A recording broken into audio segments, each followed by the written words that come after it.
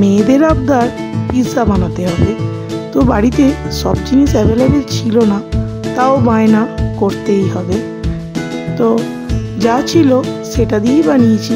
আপনাদের সাথেও সেই রেসিপিটাই আজ শেয়ার করে নেব। নমস্কার, আমাদের রান্নাঘরে আপনাদের সকলকে স্বাগত। তো প্রথমেই পিৎজা বানানোর জন্য একটা পিৎজা ব্রেড বানাতে হবে।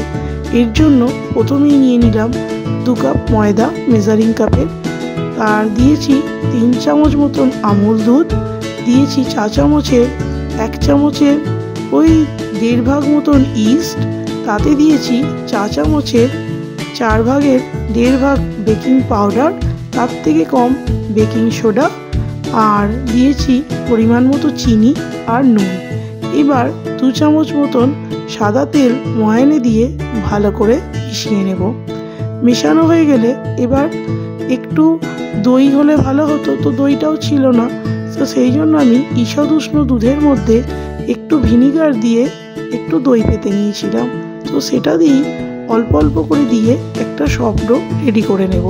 মাখা হয়ে গেলে ওপর থেকে আরও একটুখানি তেল মাখিয়ে নিয়ে আমি এটাকে 1.5 ঘন্টার জন্য পুরো চাপা দিয়ে রেখে দেব।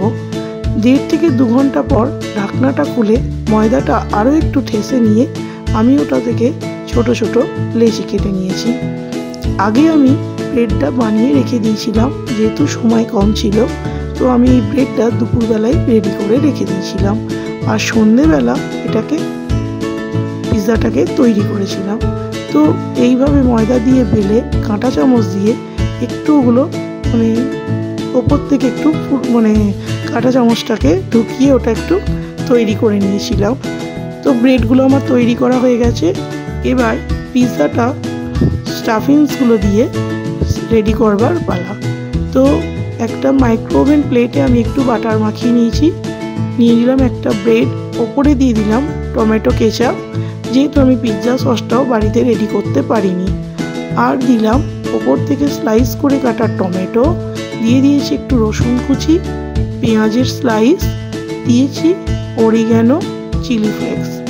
এবার দিয়ে দিলাম চিকেনটাও বোনলেস চিকেন আমি একটু সেদ্ধ করে কড়াতে ভেজে রেখে দিয়েছিলাম, তো সেগুলো দিয়ে দিলাম।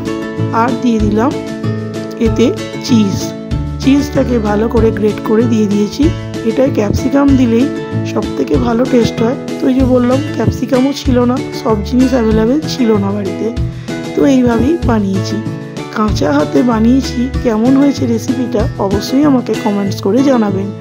ভালো লাগলে একটা লাইক করে দেবেন, আর আপনারাও বাড়িতে রেসিপিটা একবার ট্রাই করবেন। এইভাবে সাজিয়ে নেবার পর আমি 1 মিনিট টাইম দিয়ে মাইক্রোওভেনে ঢুকিয়ে দিয়েছিলাম। যেহেতু ব্রেডটা তৈরি করা ছিল, তো বেশি সময় লাগেনি। তো রেসিপিটা কেমন লাগলো অবশ্যই জানাবেন। 1 মিনিট পর বের করে সার্ভ করেছি।